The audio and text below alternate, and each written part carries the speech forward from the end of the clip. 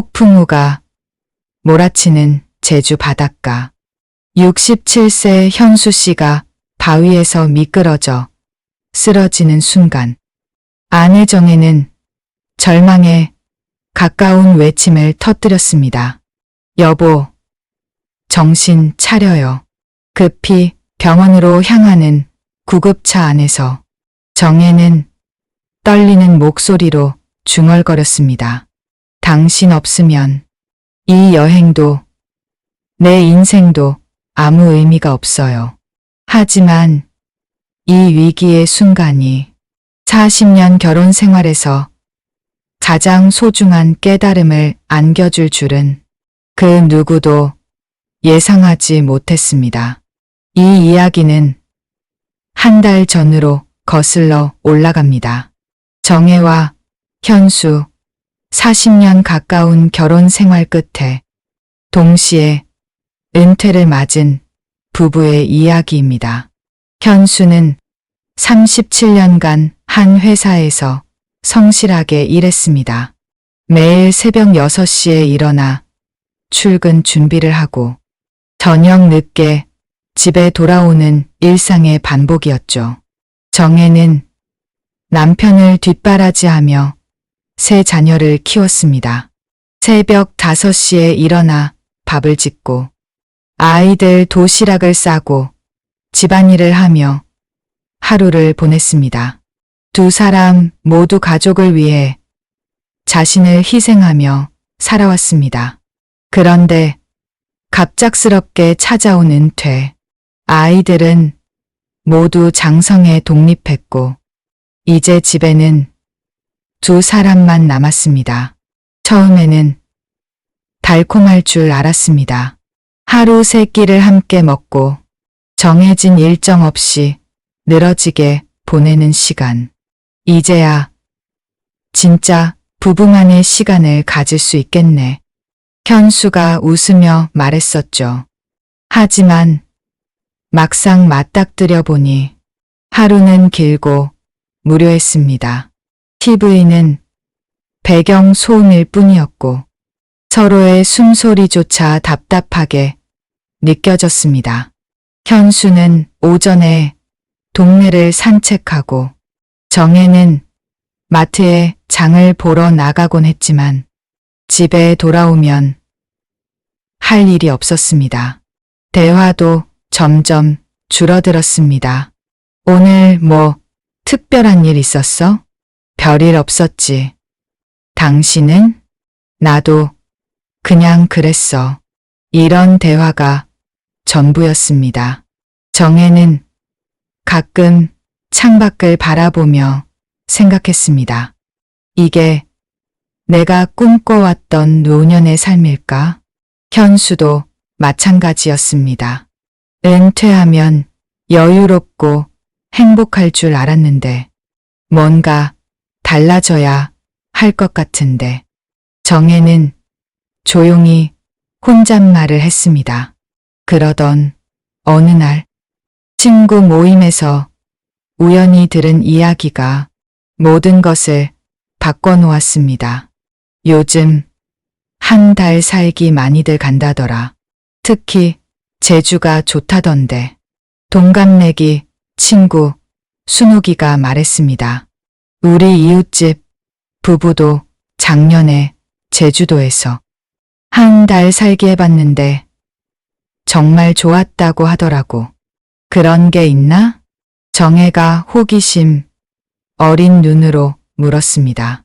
그럼 요즘 시니어들 사이에서 인기야. 새로운 곳에서 살면서 여유도 찾고 부부 관계도 새롭게 하고 집에 돌아와 커피를 마시던 정혜는 하루 종일 그 이야기가 머릿속을 맴돌았습니다. 그리고 불쑥 남편에게 말을 꺼냈습니다. 여보, 우리 제주도에서 한 달만 살아볼까? 현수는 어이없다는 듯 웃음을 터뜨렸습니다. 갑자기 웬 제주도야? 우리가 왜? 하지만 눈빛 한편에는 분명 설렘이 스쳤습니다.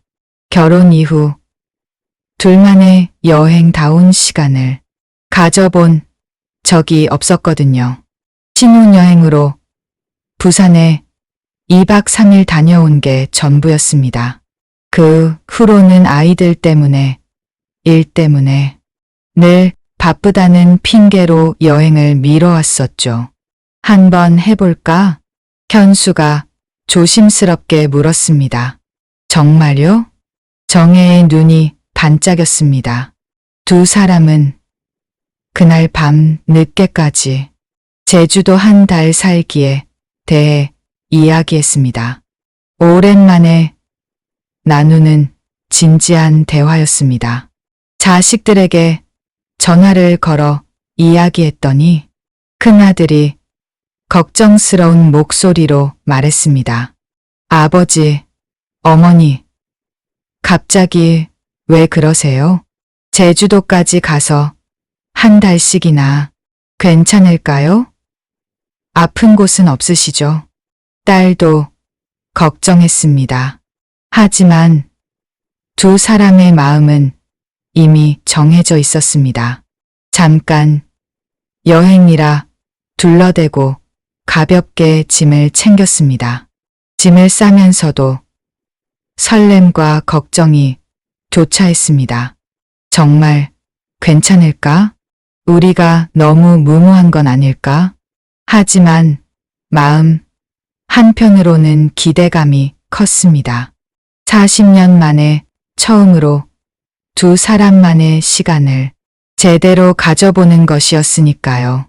제주공항에 발을 디딘 순간 두 사람의 가슴은 묘하게 뛰기 시작했습니다. 따뜻한 바람이 얼굴을 스쳤고 어디서 날아오는지 모를 바다 냄새가 코끝을 자극했습니다. 정말 왔네요. 정혜가 감격스러운 목소리로 말했습니다. 그러게 말이야. 현수도 어린아이처럼 들떠 보였습니다. 낯선 섬에서의 두 번째 인생이 그렇게 열렸습니다. 푸른 바다, 검은 돌담, 초록빛밭, 바닷가, 마을의 돌담집은 엽서 속 풍경처럼 아름다웠습니다. 집 주인 할머니가 친절하게 맞아주었습니다. 서울에서 오셨다고요? 어서 오세요. 여기서 푹 쉬다 가세요. 정말 그림 같네요. 정혜가 감탄사를 터뜨렸습니다. 집은 바다가 한눈에 보이는 언덕에 자리 잡고 있었습니다. 마당에 서면 푸른 바다가 끝없이 펼쳐져 있었고 저 멀리 한라산의 웅장한 모습도 볼 수 있었습니다. 첫날 밤 두 사람은 마당에 나와 바다에서 불어오는 시원한 바람을 맞으며 이야기했습니다. 여기 정말 좋다. 현수가 깊숙이 숨을 들이마시며 말했습니다. 그러게요. 공기도 이렇게 맑고 정혜도 흐뭇한 표정이었습니다. 하지만 며칠이 지나자 현실이 고개를 들었습니다. 현수는 새벽마다 마을 어르신들과 함께 바다로 나가 낚시를 했습니다. 어이, 서울 양반, 오늘도 나가시게. 마을 할아버지들이 반갑게 불러주었습니다. 바다에서 보내는 시간은 현수에게 새로운 경험이었습니다. 평생 도시에서만 살았던 그에게 바다는 신선한 충격이었습니다. 이렇게 큰 고등어를 잡다니. 처음 잡은 고등어를 보며 현수는 아이처럼 기뻐했습니다. 정혜는 시장에 나가 현지 음식을 배우고 마을 부녀회와 어울리며 하루를 보냈습니다. 언니는 서울에서 뭐 하셨어요? 마을 아주머니들이 친근하게 말을 걸어왔습니다. 그냥 주부였어요. 정혜가 수줍게 답했습니다. 아이고, 그럼 요리 잘 하시겠네요. 우리가 제주 향토 음식 좀 가르쳐 드릴게요. 정혜는 옥돔구이, 갈치조림, 전복죽 만드는 법을 배웠습니다. 처음 해보는 요리들이었지만 재미있었습니다.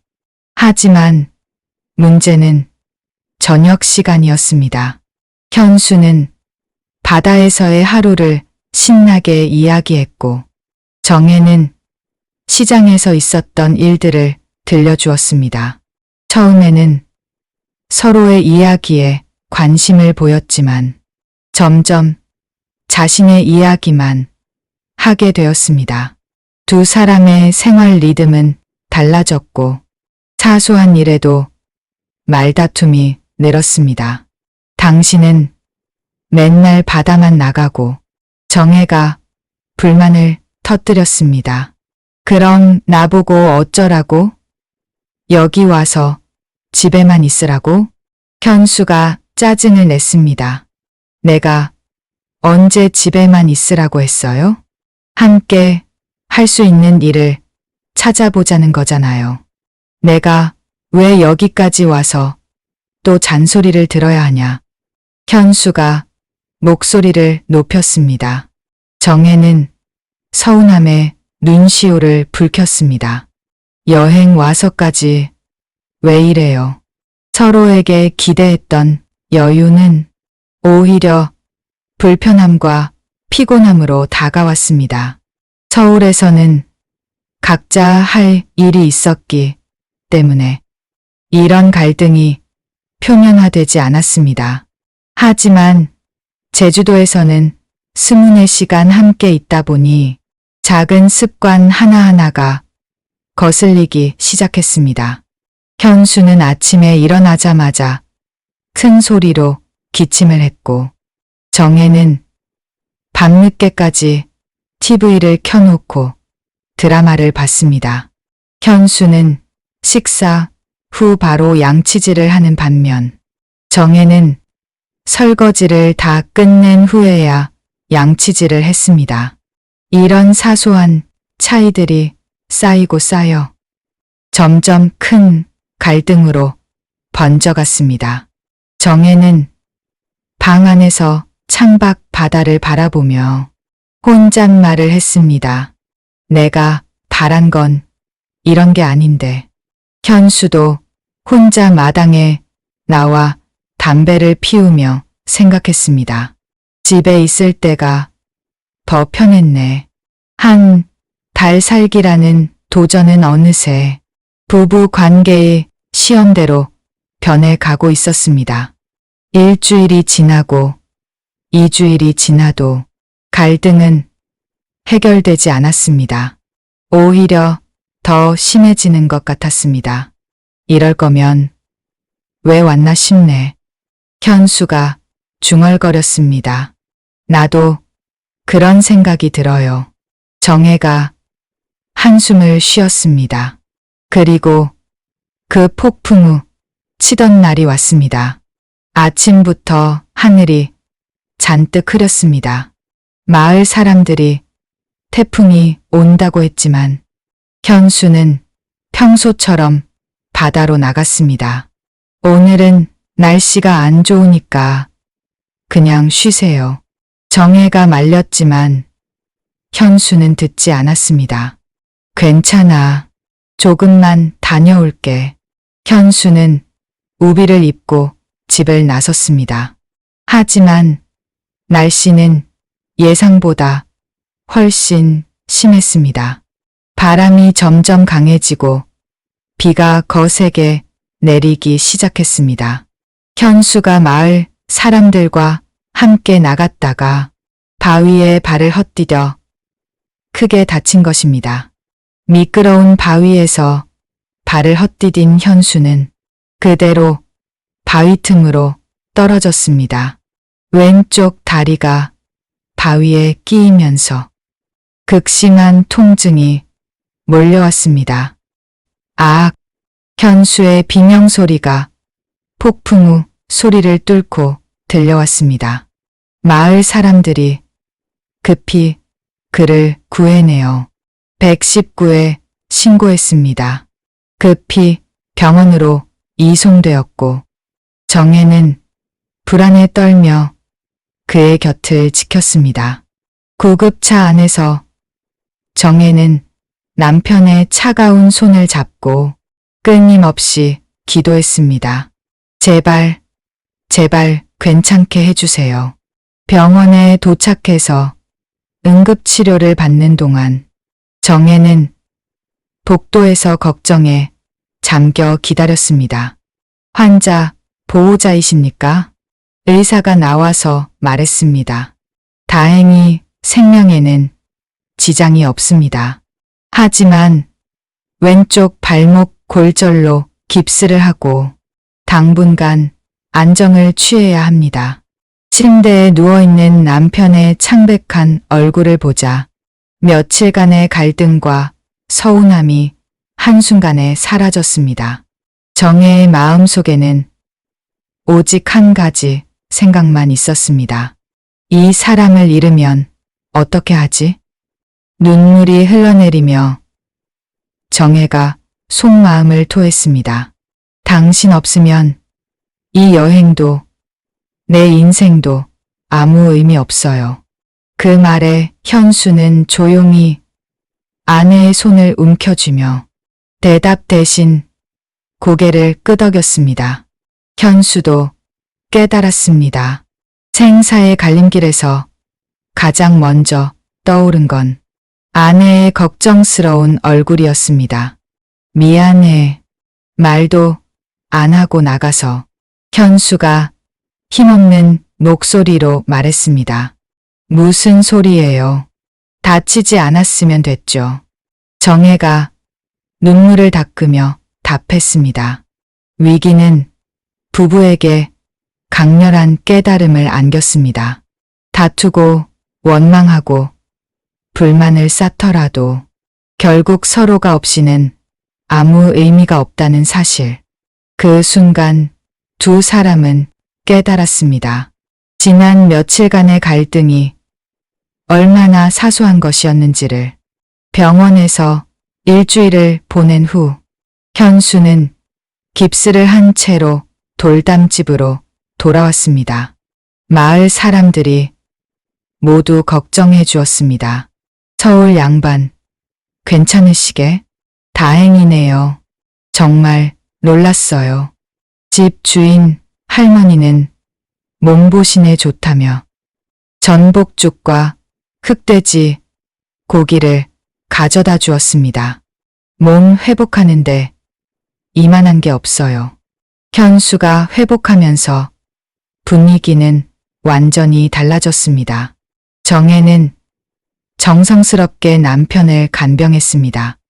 약 먹는 시간을 체크하고 깁스한 다리가 불편하지 않도록 베개를 받쳐주고 맛있는 음식을 만들어 먹였습니다. 고맙소. 이렇게까지 안 해도 되는데. 현수가 미안해했습니다. 무슨 소리예요? 당연한 거죠. 정혜는 환한 미소를 지었습니다. 현수도 달라졌습니다. 침대에 누워있는 시간이 많다 보니 자연스럽게 아내와 대화하는 시간이 늘었습니다. 여보, 우리 결혼하고 이렇게 많이 이야기해 본 게 언제였지? 현수가 웃으며 말했습니다. 정말 그러네요. 언제부터인가 우리가 대화가 줄어들었었죠. 정혜도 동감했습니다. 두 사람은 젊은 시절 이야기부터 아이들 키우던 시절, 그동안 표현하지 못했던 마음까지 솔직하게 나누었습니다. 사실 나는 당신이 항상 강한 사람인 줄 알았어요. 정혜가 조용히 말했습니다. 나도 당신한테 의지하고 싶을 때가 많았는데 남자니까 그런 내색을 못했지. 현수가 솔직하게 답했습니다. 깁스를 하고 걷지 못하는 동안 현수는 집 안에서 정혜가 하는 일을 지켜볼 수 있었습니다. 청소하고 빨래하고 음식 만드는 일이 생각보다 훨씬 힘들다는 걸 깨달았습니다. 평생 이런 일을 혼자 해왔구나. 현수는 아내에 대한 고마움을 새삼 느꼈습니다. 일주일 후 깁스를 풀고 다시 걸을 수 있게 되자 두 사람은 매일 함께 올레길을 걸으며 이야기를 나눴습니다. 처음에는 어색했지만 점차 웃음이 섞였습니다. 정말 오랜만이네. 이렇게 둘이서 걷는 게. 현수가 아내의 손을 꼭 잡으며 말했습니다. 맞아요. 언제부터인가 우리가 너무 바빴던 것 같아요. 정혜가 따뜻하게 미소 지었습니다. 제주 올레길을 걸으며 두 사람은 많은 이야기를 나누었습니다.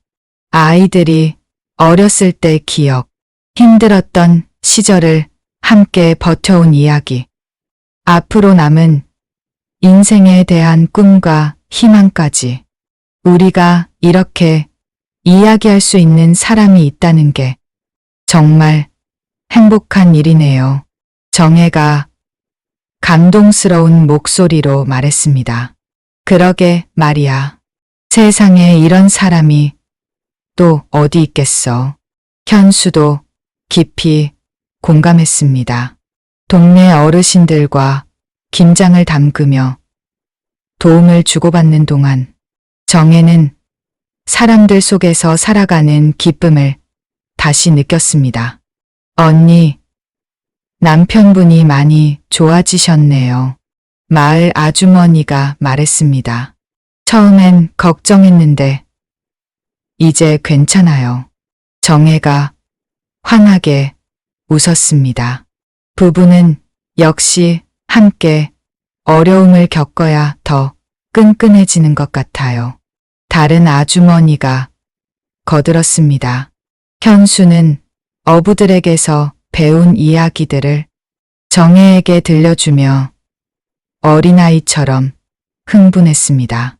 여보, 오늘 배에서 본 돌고래가 정말 아름다웠어요. 가족끼리 함께 헤엄치는 모습이 마치 우리 같더라고요. 다음엔 같이 가요. 나도 보고 싶어요. 정혜가 환한 얼굴로 답했습니다. 정말? 그럼 내일 함께 나가자. 현수가 기뻐했습니다. 다음 날 두 사람은 처음으로 함께 바다로 나갔습니다. 배 위에서 바라본 제주 바다는 정말 아름다웠습니다. 와, 정말 멋있네요. 정혜가 감탄했습니다. 그렇지? 내가 왜 매일 나오고 싶어 하는지 이제 알겠지? 현수가 뿌듯해했습니다. 그때 정말로 돌고래 떼가 나타났습니다. 바다 위로 뛰어오르는 돌고래들을 보며 두 사람은 아이처럼 환호했습니다. 정말 신기해요. 이런 걸 볼 수 있다니. 정혜가 연신 감탄했습니다. 바다에서 돌아온 후 두 사람은 함께 잡은 고등어로 구이를 해먹었습니다. 정혜가 배운 제주식 조리법으로 만든 고등어 구이는 지금까지 먹어본 것 중 가장 맛있었습니다. 이렇게 맛있는 고등어 구이는 처음이야. 현수가 엄지를 치켜 세웠습니다. 그러게요. 제주 아주머니들이 잘 가르쳐줘서 그래요. 정혜도 뿌듯했습니다. 가장 중요한 변화는 각자의 시간을 존중하기였습니다. 오전에는 정혜가 시장에 가고 오후에는 현수가 바닷가를 거닐며 저녁에는 서로의 하루를 공유하는 방식이었습니다.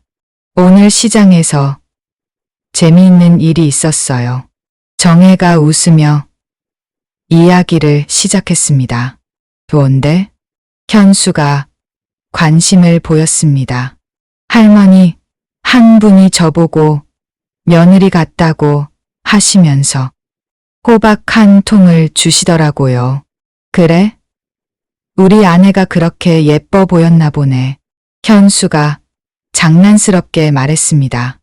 이렇게 서로의 하루를 나누는 시간이 두 사람에게는 가장 소중한 시간이 되었습니다.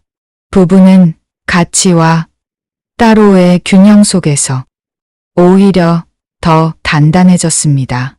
항상 함께 있을 필요는 없다는 것, 각자의 관심사와 취미를 존중하는 것, 그리고 하루의 끝에서 서로의 이야기를 들어주는 것.